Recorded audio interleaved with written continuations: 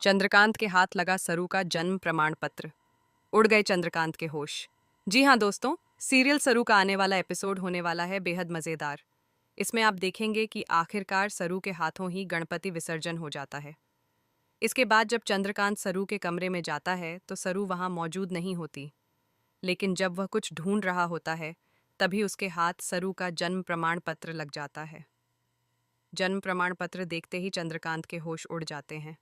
उसके पैरों तले जमीन खिसक जाती है क्योंकि उसमें पिता के नाम की जगह सलूजा लिखा होता है। यह देखकर चंद्रकांत हैरान रह जाता है कि कहीं सरू वास्तव में उसकी बेटी तो नहीं है।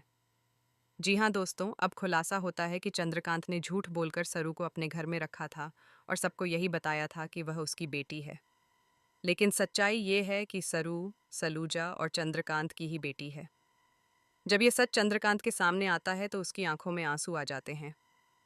उसे लगता है कि आखिरकार उसे उसकी बेटी मिल चुकी है।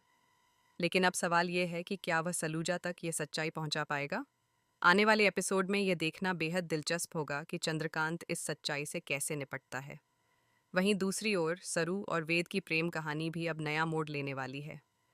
क्या वेद की माँ उनके रिश्ते को स्वीकार कर पाएगी जब उसे पता चलेगा कि सरू वास्तव में चंद्रकांत बजाज की बेटी है।